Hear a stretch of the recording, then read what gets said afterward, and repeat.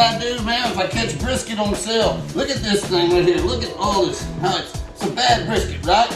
But we gonna take this thing and we still gonna barbecue it, but not the way you would think, man. Catch it on sale and you can still eat a good meal. Pay attention here, you'll learn something. Right on. Man, since this flat is so bad and so weak, we're gonna cut that flat and we're gonna take it up and cut it in chunks.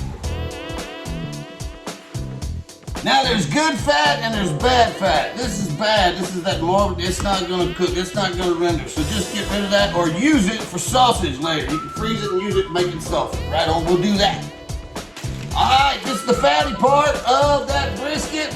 We're gonna make sausage out of that. Could be a couple videos in the future. Now after I stuck that in the freezer, this is what I got left. Let's season it up.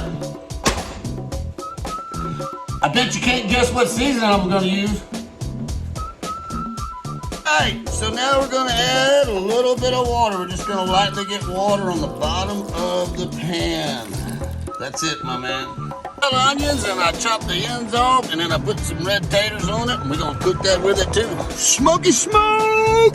Right after 2 hours, it's sitting there cooking at 250. We gotta add that beer and pour that beer all over everything. Okay, after about 4 hours, it's gonna kind of look like that. You'll have a red tint, that's from the smoke.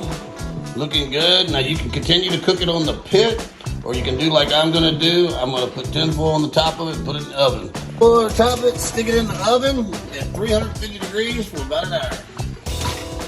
Okay, after an hour, take you some Tony's white gravy, sprinkle it in there. After you're mixing it in there, keep adding until it gets a little bit thick. Red gravy gets kind of a thickness. What you want to do is get you a tater smasher and start smashing them taters.